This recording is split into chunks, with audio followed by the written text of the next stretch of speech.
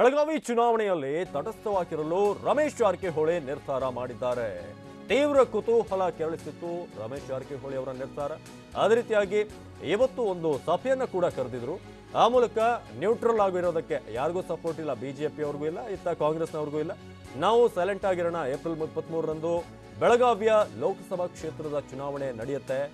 ಆ ಕಡೆನೂ ಇಲ್ಲ, ಈ ಕಡೆನೂ ಇಲ್ಲ, ನಾವು ಸುಮ್ಮನೆ ಸೈಲೆಂಟ್ ಆಗಿರೋದು ವಾಸಿ ಅಂತ ಹೇಳಿ ರಮೇಶ್ ಜಾರಕಿಹೊಳಿ ಈಗ ಇವತ್ತು ಬೆಂಬಲಿಗರ ಜೊತೆ ಕಾರ್ಯಕರ್ತರ ಜೊತೆಗೆ ಒಂದು ಪ್ರಮುಖವಾದಂತಹ ಸಭೆಯನ್ನ ಅಲ್ಲಿ ಕರೆದಿದ್ರು. ನೀವೀಗ ದೃಶ್ಯಗಳಲ್ಲೂ ಕೂಡ ನೋಡ್ತಾ ಇದ್ರಿ. ರಮೇಶ್ ಜಾರಕಿಹೊಳಿ ಇವತ್ತಿನ ಸಭೆಯಲ್ಲಿ ಎಲ್ಲರ ಅಭಿಪ್ರಾಯವನ್ನು ಪಡೆದು ಏನು ನಾವು ಕಾಂಗ್ರೆಸ್ನ ಅಭ್ಯರ್ಥಿಗೆ ಸಪೋರ್ಟ್ ಮಾಡಬೇಕಾ, ಮೈತ್ರಿ ಅಭ್ಯರ್ಥಿಗೆ, ಅಥವಾ ಏನಾದರೂ ಬಿಜೆಪಿಯ ಕಡೆ ಸಪೋರ್ಟ್ ಮಾಡಬೇಕಾ, ಇದರ ಬಗ್ಗೆ ಅಭಿಪ್ರಾಯವನ್ನು ಸಂಗ್ರಹಿಸಿದ್ರು. ಅದಾದ ನಂತರ ಈಗ ಯಾರಿಗೂ ಸಪೋರ್ಟ್ ಮಾಡೋದಿಲ್ಲ ಅಂತ ಹೇಳಿ ಗೋಕಾಕ್ ಕ್ಷೇತ್ರದ ಕಾಂಗ್ರೆಸ್ನ ಶಾಸಕ ರಮೇಶ್ ಜಾರಕಿಹೊಳಿ ಒಂದು ರೀತಿಯಾಗಿ ಮೈತ್ರಿ ಸರ್ಕಾರ ಯಾವಾಗ ಅಧಿಕಾರಕ್ಕೆ ಬಂತೋ ಆವಾಗಿನಿಂದಲೂ ಕೂಡ ಒಂದು ರೀತಿಯಾಗಿ ರೆಬಲ್ ಆಗಿ ಗುರುತಿಸಿಕೊಂಡಂಥವ್ರು ರಮೇಶ್ ಜಾರಕಿಹೊಳಿ. ಇದೀಗ ಫೈನಲಿ ಕಾಂಗ್ರೆಸ್ ಮತ್ತು ಬಿಜೆಪಿ ಅಭ್ಯರ್ಥಿ ಇಬ್ಬರಿಗೂ ಕೂಡ ಅಲ್ಲಿ ನಿರ್ಧಾರ ಮಾಡಿದ್ದಾರೆ. ನಾವು ಬೆಂಬಲಿಸೋದಿಲ್ಲ, ಸದ್ಯಕ್ಕೆ ತಟಸ್ಥರಾಗಿರೋದಕ್ಕೆ ರಮೇಶ್ ಜಾರಕಿಹೊಳಿ ನಿರ್ಧಾರ ಮಾಡಿದ್ದಾರೆ. ಇದು ಗೋಕಾಕ್ ನಗರಸಭೆ ಸದಸ್ಯರು ಕಾರ್ಯಕರ್ತರ ಜೊತೆಗೆ ಇವತ್ತು ಪ್ರಮುಖವಾದಂತಹ ಸಭೆಯನ್ನು ನಡೆಸಿದ್ರು.